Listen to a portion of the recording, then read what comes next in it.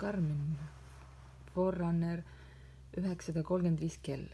Eesmärgiks on kellarihma vahetamine.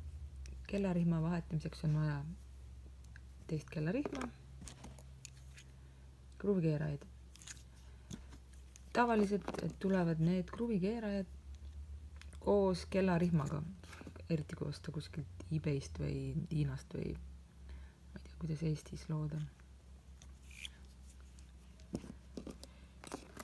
Mõlemal pool on mitte ristpeaga, aga tähekesega kruvid ühel pool ja teisel pool.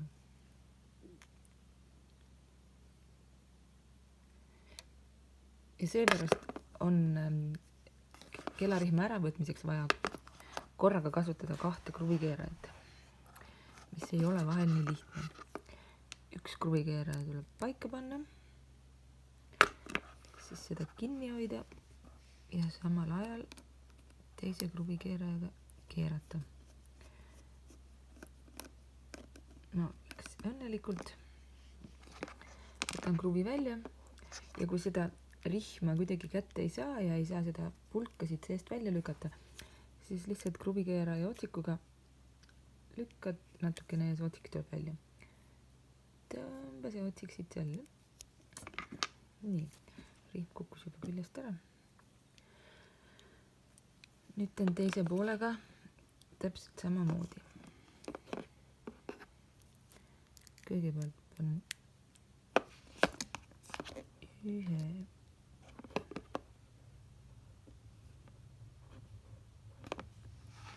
kruvikeeraja sisse ja hoian ja siis keeran teise kruvikeeraja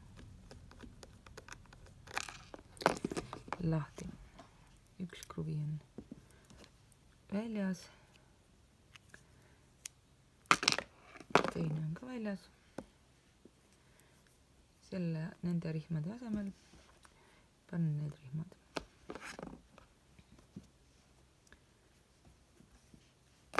See on kella alumine pool. Siia läheb see pike. Ülemisse auku tuleb panna.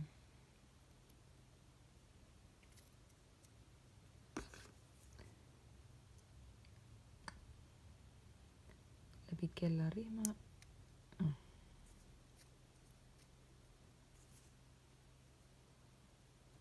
Läbi kellarihma augu lükata. Läbi paremini, liigub kehvasti, aga läheb. Kasutan kruvikeerajat, et seda sügavamalt sisse lükata. Ja et see siit teise poolt ikka läbi tuleks.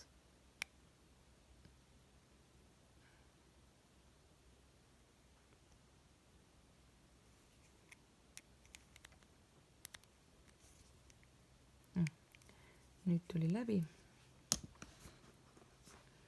Ja panen väikse kruvi siia otsa.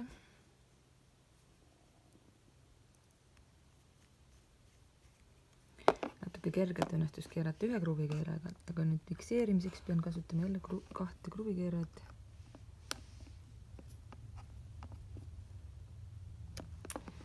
Üks rihm on olemas, teine veel. Jälle samamoodi ülemisest august.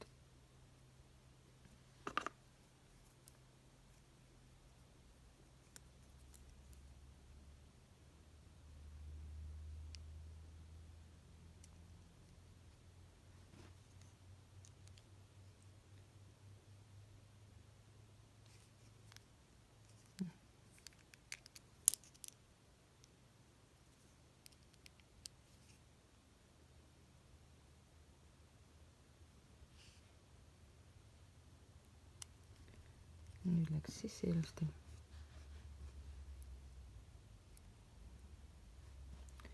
Ja väikse kruvi panen ka siia otsa. Nagu ütlesin, õnneks natuke see alg on niisama keerata. Ja fikseerin 2 kruvikeerajaga. Kinni. Olemas. Kellarihm on vahetatud.